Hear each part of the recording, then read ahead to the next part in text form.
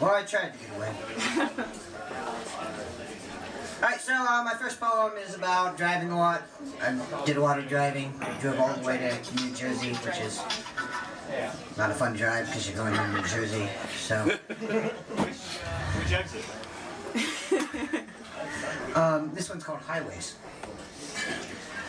Well, here I think of space again.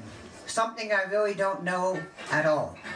But I've been on these highways all my life, it seems, and I've heard the knife of gravity carve them gradually out of the land, and angled the concrete bands toward the heaviest of city towers. Here I am hurtling from one town to another, grown out from I know not what. Now just the sameness of rot, of places like Mars and photos from rovers and paintings. I am on Mars with its canals, and I move from one Martian city to another, banal hands to wheel, to find what needs found. I do not know what this is. And when I come to St. Louis, to Indianapolis, to Philadelphia, I will orbit it in 2, in 4, in 6 loops until I pass on to the next, unable to last in the atmosphere, telling myself that conditions are too harsh. Yesterday, the highway cut through a marsh. I think the Martians are all dead. No waterfowl flew, and the only night eyes were the cold lights on the horizon. The oncoming traffic going the other way, astro drivers with their wipers, hunched and looking forward to the next destination.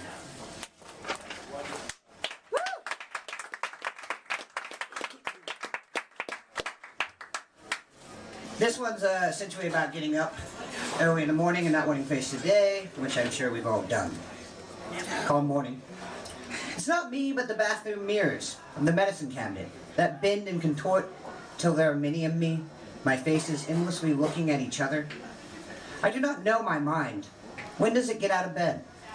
I shower the water through my hairy brain. It so busily dreamed throughout the night of falling bombs, of their stealthy impacts. What world did I come out of? What world have I come into? Downstairs, in every room I enter, the other door closes. Someone has just left, but they were here when I slept. Who are you? I ask, but no one answers me. But the morning is here, and there are Cheerios to eat. While outside the window, a dog barks at the sky, and once again, I'm scared of the daylight.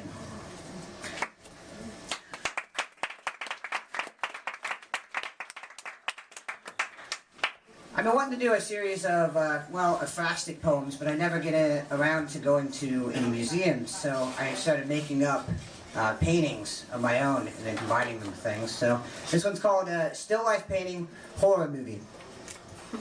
Imagine it in heavy acrylic.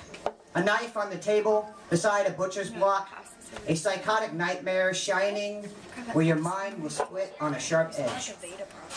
The background is a darkness known only by Caravaggio. On the block, there rests a blood orange spilling citric acid from its leaping coils. Such texture in there, like the underneath of your skin. Goose flesh. Who is this painter? Hitchcock shrugs his shoulders. At the top of the canvas, a spider hangs there upside down, in the act of descending, with legs and thread. In black and red, he is ever-present beauty, some beast that needs to be fed.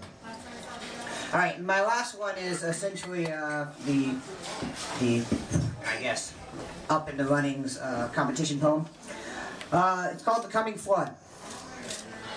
Because it is Tuesday and the light in this bar is like the darkness in my skull, where occasionally I brood and watch the lights of cars arc through my eyes, across the vast dome of the bones in my cranium, a place like some ancient temple. Here is the altar of my dreams, given offerings of so much whiskey that I can only wait for the spiritual moment when grief comes over me suddenly. And I am walking through a desert, and I am walking through a forest, and I'm walking through my neighbor's backyard to find a gazing ball, a blue beacon filled with skies of rushing clouds. and in it I see our fathers, their souls trapped in this hollow sphere of gazing intently at me. So I tell them of my grievances against my body, of my failings that I know not how to tell you. And I tell them of the time I sat in this bar, of the time I lost every quarter of Arabic poetry, of the time that each drink replaced the watchwork of my chest with a flood pushing against the dam of my eyes. And I think I could tell you, I could tell about this flood and how it is coming, about what our fathers told us to do. But why would I want to? Thanks.